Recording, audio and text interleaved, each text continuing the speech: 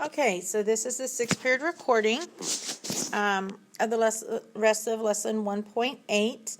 If you're in 4th period, you clicked on the wrong link. Go back and click the other one. All right, so we started talking about example 6, where we were talking about understanding function notation.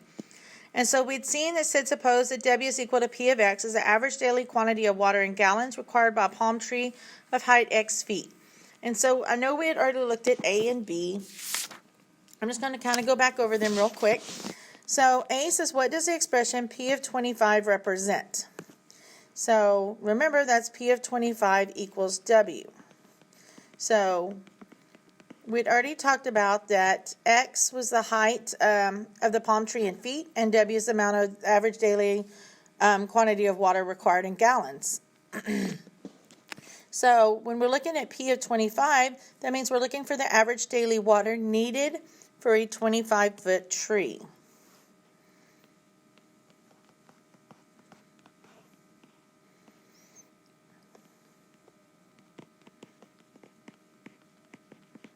So average daily water needed for a 25-foot tall palm tree.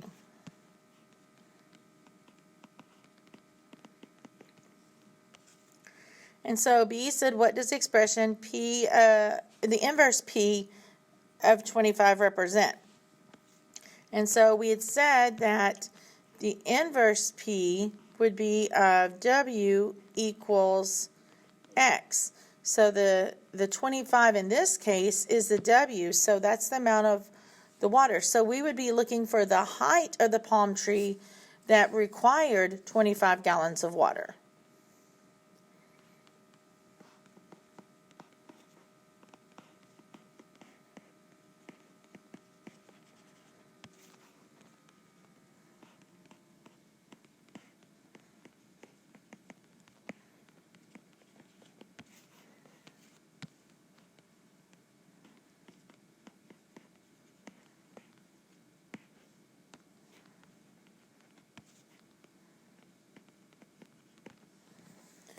C says, what does the equation P of V equals 50 tell you about V? Rewrite these equations in terms of the inverse. So what do we know about V? Well, V is in the place of the X, and the X represented the height of the palm tree. So V is just the height of the palm tree.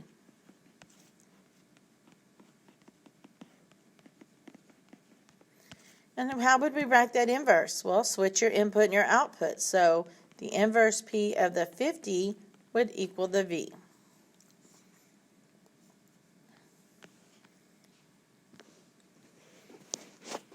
All right, moving on along here. D says, palm trees on average Z feet high, and a tree of average height requires K gallons of water. Represent this fact in terms of P and the inverse of P. All right, so remember, it's P of, what's the height of the tree? Z feet high, equals how much water? It says K gallons. And so the inverse of P would be switch your input and your output. So the inverse P of K would equal Z.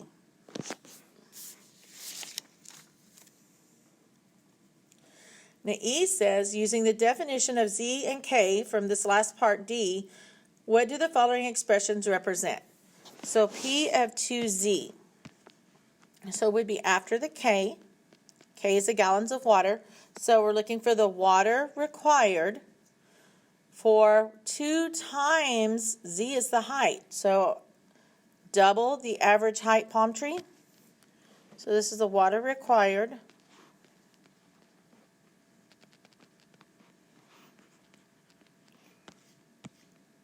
for a palm tree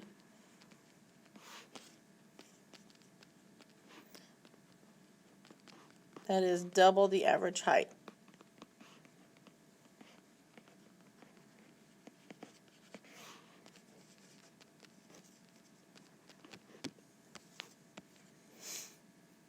Now notice how 2 is different here, because 2 has the number 2 on the outside. It's not inside with a Z, so it's not really affecting that height. Okay, it's affecting what's on the outside, which must be the water. So because remember, P of Z is the same thing as K equals K. So we still have 2, and if P of Z is equal to K, that's like 2 times K. So this is double the water, because it's 2 times the water required for an average height palm tree.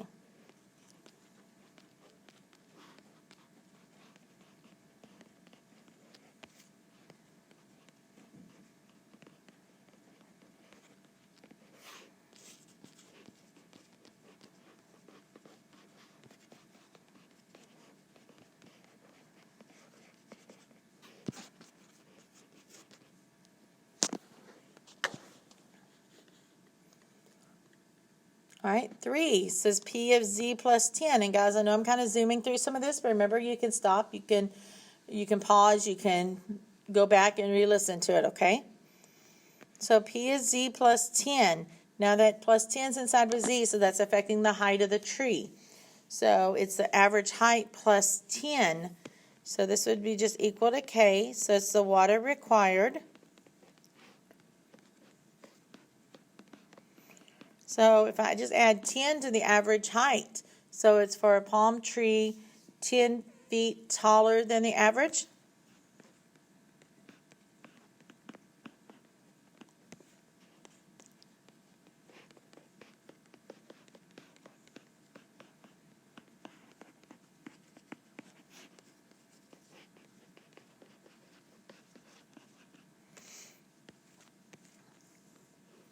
All right, 4. P is Z plus 10. Notice the 10 is now on the outside. So this is the same thing as saying K plus 10. So it's 10 more gallons of water required for an average height palm tree.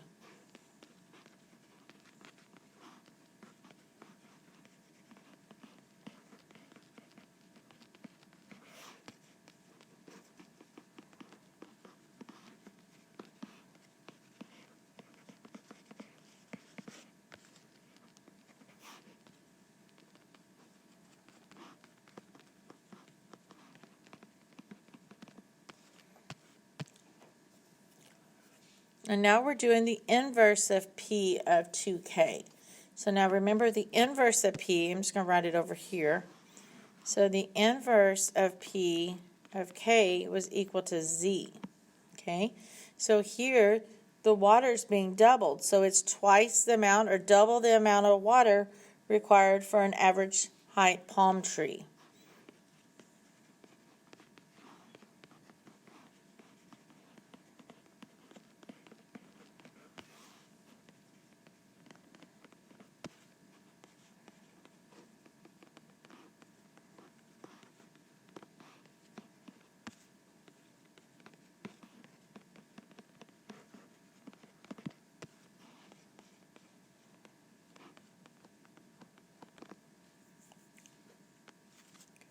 Six, the inverse P of K plus 10. Well, it's inside with a K, so that's 10 more gallons of water needed for the average height palm tree.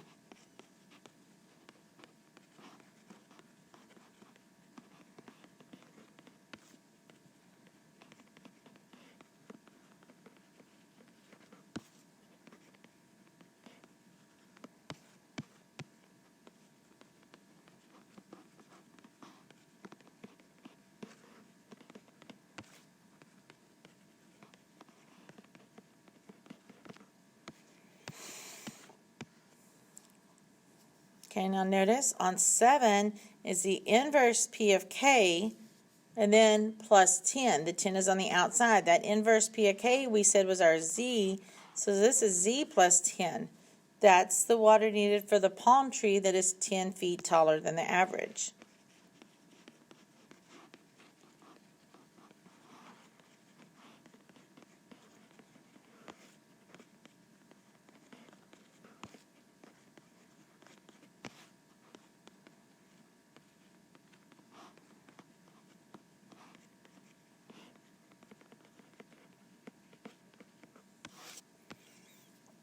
And then the inverse P of K minus 2. The minus 2 is not inside with K. So remember that inverse P of K is our Z, so this is Z minus 2. So it's the water needed for the palm tree 2 feet shorter than the average height.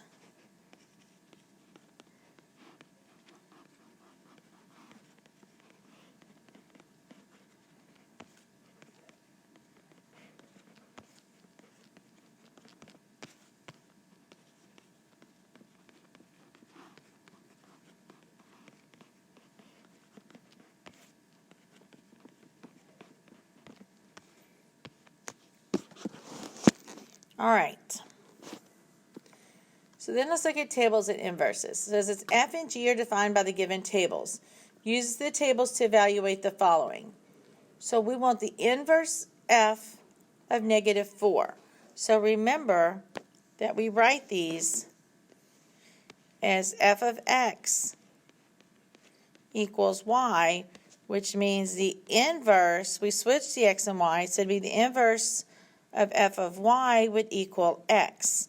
So when we look at A and it says the inverse of F, that means this is our Y and our answer is going to be whatever the X is.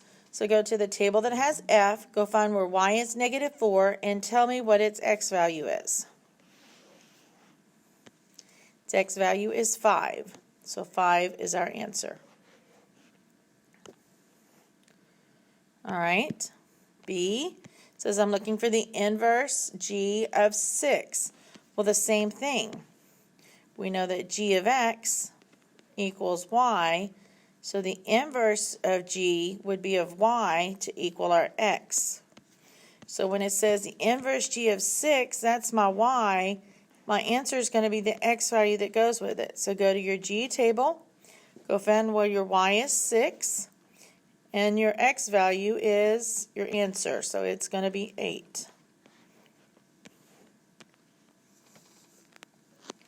Now the inverse F of G of 1. It's kind of like a composition, just a little different, okay? First thing is, notice this is G of 1. We always work these from the inside out. So this is just G of X. So we're going to go find what G of 1 is first, okay? So if this is my X, then that means I'm looking for my Y. So go to your G table, go find where your X is 1 and tell me what your Y is. -3. So this here is equal to -3. So it's the same thing as saying I'm looking for the inverse F of -3. Well, no, that's like what we did in A. It's the inverse.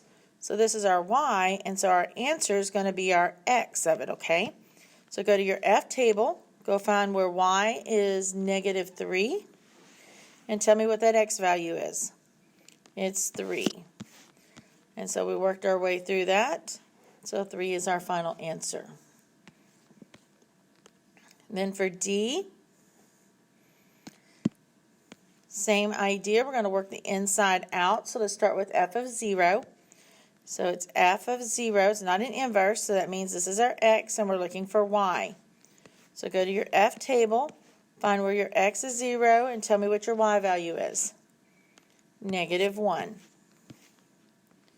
So this right here is -1.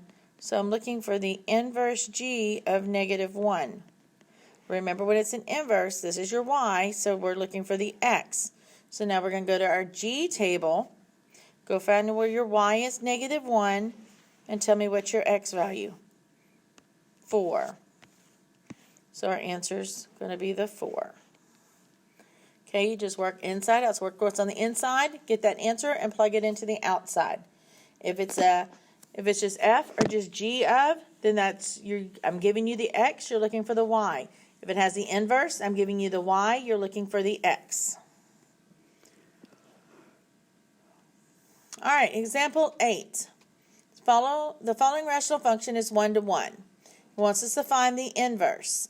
All right, so you're still going to follow those same steps we did earlier to find the inverse, but because this one has a fraction, the solving for Y includes a little bit extra. So I'll write out those extra steps when we get there. All right, so remember to find the inverse. The first thing you're going to do is you switch F of X to Y. So we're going to have Y equals 2x plus 3 over x plus 2. Then we switch X and Y. So every X becomes a Y, every Y becomes an X. So we get we get x equals 2y plus 3 over y plus 2. Now is where we solve for x. And so I'm going to come over here and I'm going to write some steps. So to solve for to solve for y. The first thing we're going to do then is we're going to multiply by the denominator.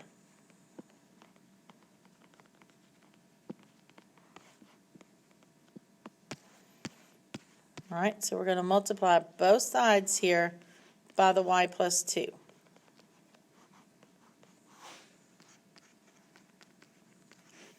So I have x times y plus 2 equals, this side is going to cancel, so just the 2y plus 3.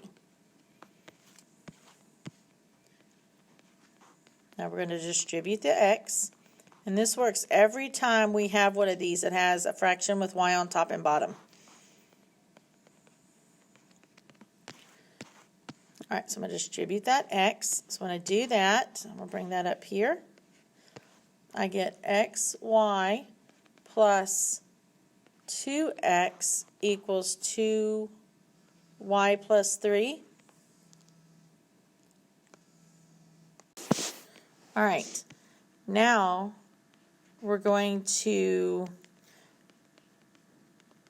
put the y terms on the left side of the equation.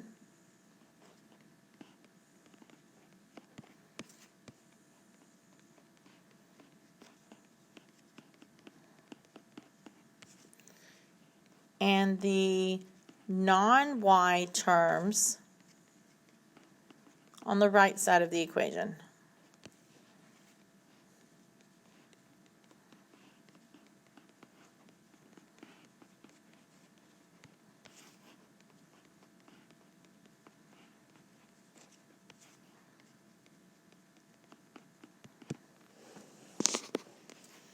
All right, so as I go through my equation, the first term is an xy. It's already on the left side, so I'm going to leave it there. It's got a y. Then we have a 2x. It doesn't have a y, so it's going to go to the right side, so I'm going to subtract it on over. I keep going. My next term is a 2y. It needs to be on the left side. Right now it's on the right side, so we're going to subtract it over. And then my last term is a 3. It doesn't have a y, but it's already on the right side, so we're going to leave it there. All right, so when I go to do this, this and this will cancel. So I end up with xy minus 2y equals 3 minus 2x.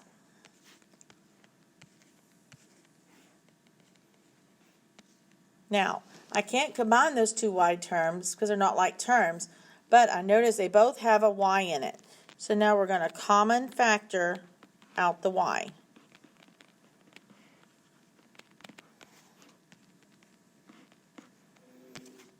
So we're going to take out that y. So I'm going to open a parenthesis. That leaves me with x minus 2. Close it. Equals the 3 minus 2x. And then finally, the last step to solving for y is we're going to divide by whatever's in the parenthesis. So divide by the parenthesis. So we're going to divide both sides by that x minus 2. And so we get y equals 3 minus 2x over x minus 2. And then, of course, our last step then for finding an inverse is to go back to function notation. So we're going to write it as the inverse of f of x equals the 3 minus 2x over the x minus 2.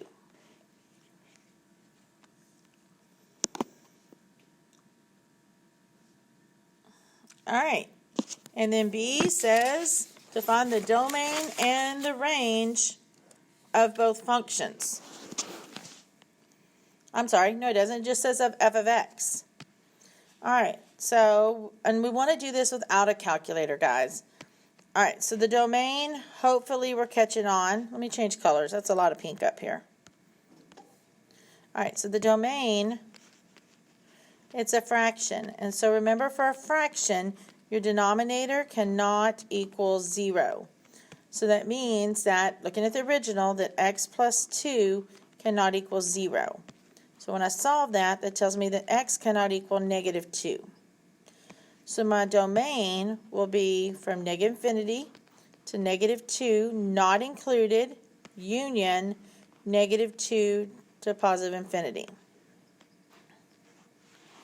Now the range, there's not really, I don't know a shortcut to do the range without actually graphing it, but we want to do this without it. So remember, the range of the function is the domain of the inverse. So look at your inverse function right here. What is its domain?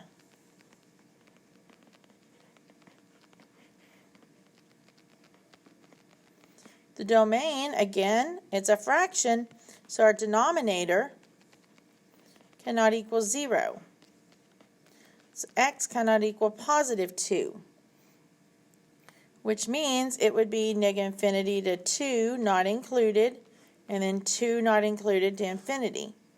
But remember, because x and y switch, the domain of the inverse is the same thing as the range of the function. Okay, so we just found the range doing that, because now we know the range is the same as that domain, so it's negative infinity to 2, union 2 to infinity.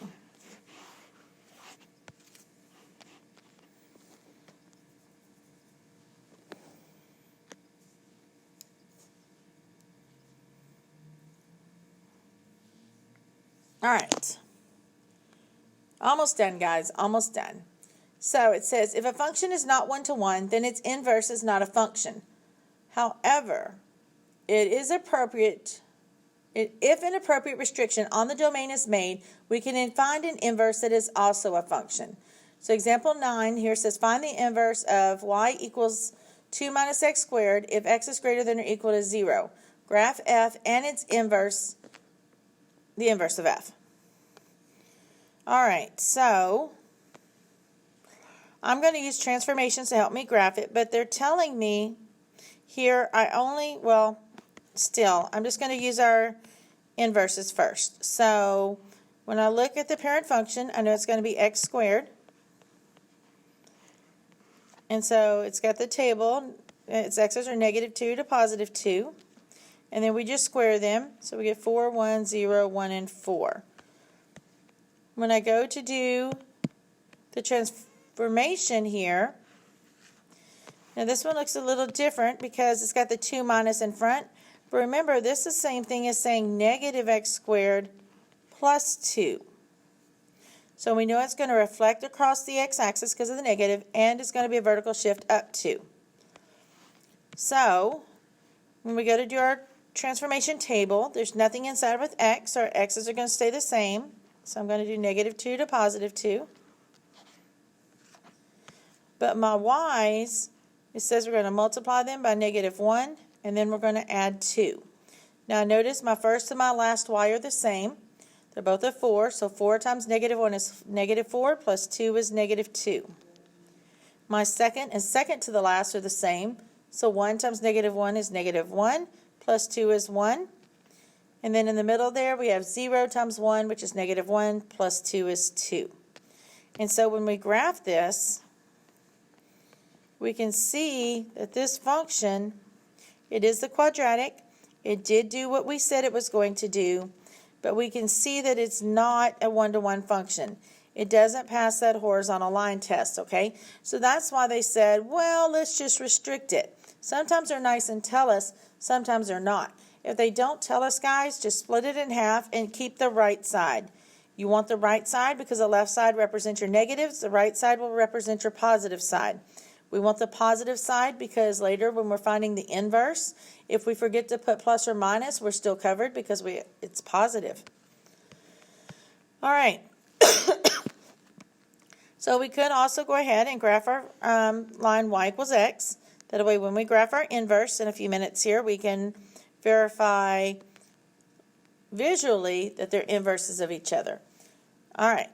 Now, so we only use x's that were greater than or equal to 0, so I'm going to take these out of my table. When I go to graph my inverse, Remember, for the inverse, we just switch that input and output, that x and y. So, but I had to make sure to restrict it to take those extra x's out, otherwise I'm going to have extra points. So I'm just going to switch my x and y, and I'm going to go ahead and graph that.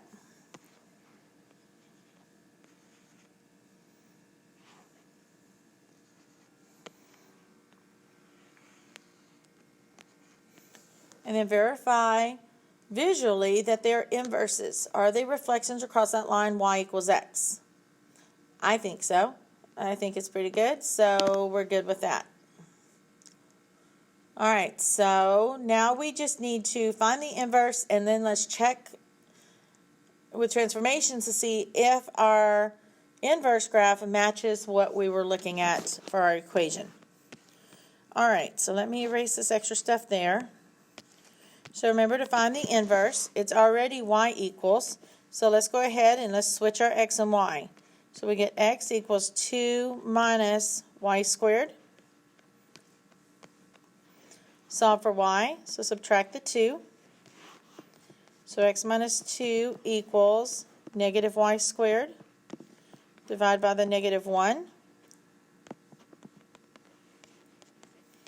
So negative x plus 2 equals y squared.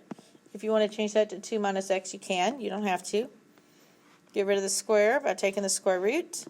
And so we get y equals, technically it should be plus or minus the square root of negative x plus 2. But remember, we said we were only looking at x's that are greater than or equal to 0. So that means for the inverse, we're only looking at y's that are greater than or equal to 0. Which means our y equals can't equal something negative. So we're really only going to look for the positive square root of the negative x plus 2. Which that's why we like to use the right side anyways on the original one. Because if we forget to put the plus or minus, it's automatically going to be positive anyways. So there is our inverse function. Now I didn't switch it to the inverse of f of x, which we could have, but they didn't label this one f of x either. So, well, they did. It says graph f and the inverse of f. So let's go ahead and do that. Okay. Now check and make sure that's what your graph looked like. Now the only problem with this is, remember, it's got that b value, and we said that b messes with us just a little bit. So if we're going to use our transformations, if we got a b, we've got to common factor it out. So that's going to be a negative parenthesis and then the x minus 2 when we take it out. So did our graph reflect across the y-axis? It's a square root and it's facing towards the left, so yes. Did the end of it there, did it go to the right too? It did. So our graph looks pretty good. And finally, what you've been waiting for. Example 10. Says, suppose f of x and g of x are one-to-one functions. If f of 3 equals 5 and g of 5 equals negative 2, can you determine whether f and g are inverses of each other? Explain why or why not. Alright, so if f of 3 equals 5, then the inverse of f, when you switch your input and output, would be the inverse of 5 would equal 3, correct? Well, if f and g are inverses, then this g is our f. But it says that when the input there is 5, it has a negative 2. We don't have a negative 2. It should have a 3, shouldn't it? So therefore, they are not inverses. So they are not inverses. And it says explain. So if the point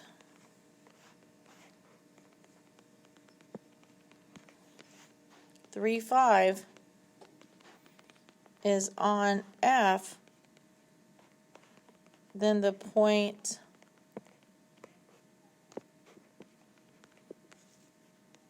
(5, 3) should be on y. Should be on g. Since g has the point 5, negative 2, they are not inverses.